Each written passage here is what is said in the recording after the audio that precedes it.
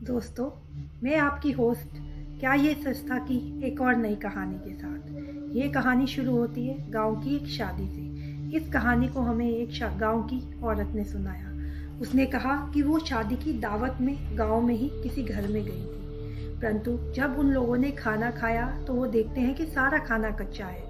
उन लोगों ने बावर्ची को बुलाया और खरी खोटी सुनाई, परंतु बावर्ची ने उसी समय उन्हें कुछ ऐसा करके दिखाया जो देखकर पूरे के पूरे गांव वाले दांतों तले उंगली दबा गए। ऐसा क्या किया था बावर्ची ने, तो मैं आपको बताती हूँ। बावर्ची ने उन सबको उसी समय कढ़ाई के नीचे आग लगाकर दिखाई, परंतु ऊपर जो भी सामान रखता कुछ भी गर्म नहीं होता, यहाँ तक कि कढ़ाई भी गर्म नहीं होती। तब गांव के एक बूढ़े बुजुर्ग ने कहा कि ये तो जादू की शक्ति से है।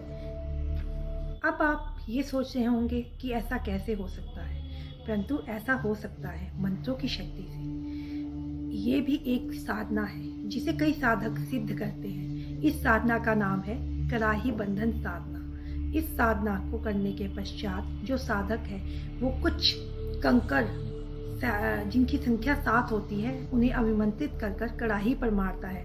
जब वो कढ़ाई पर इन कंकड़ों को मार देते हैं उसके बाद वो कढ़ाई गर्म ही नहीं होती, चाहे आप उसके नीचे जितनी भी आग लगा लें, और ना ही उस कढ़ाई पर रखा हुआ कोई सामान गर्म होता है। इस साधना को पुराने समय में कई साधक सिद्ध करते थे। इसी को कढ़ाई बंधन साधना कहा जाता है।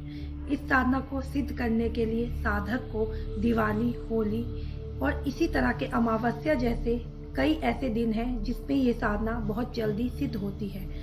इस साधना को सिद्ध करने के लिए जो भी साधक कोशिश करता है उसे कई मुश्किलों से गुजरना पड़ता है और अंत में ये कढ़ाई बंधन साधना सिद्ध हो जाती है। परंतु आज के ज़माने में ये सब सुनकर तो आप यही कह रहे होंगे, क्या ये सच था?